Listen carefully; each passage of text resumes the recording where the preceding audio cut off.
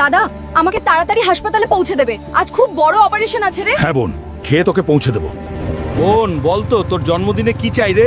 দাদা, আমাকে একটা স্কুটি কিনে দে। বোন আজই শহরে গিয়ে স্কুটি দেখবো রে। ম্যাডাম, আমি একটা স্কুটি নিতে চাই, এই নিন 2000 টাকা। আরে এই গরিব পোকাগুলো কোথা কোথা থেকে চলে আসে রে? বেরিয়ে যা এখান থেকে। 2000 টাকায় গাড়ির দুটো চাকাও আসবে না রে। বেরিয়ে যা বলছি। ওরা আমাকে কুকুরের মতন তাড়িয়ে দিল। বোনকে আমি এখন কি দেব রে? শুনুন শুনুন, শহরে একটা বিশাল ডাইনোসর ঢুকে এসেছে, যে মারতে পারবে তাকে 1 কোটি টাকা দেওয়া হবে। আমি ওই ডাইনোসর মারবো রে। আজকে আমি মরবো, না হলে এ মরবে রে।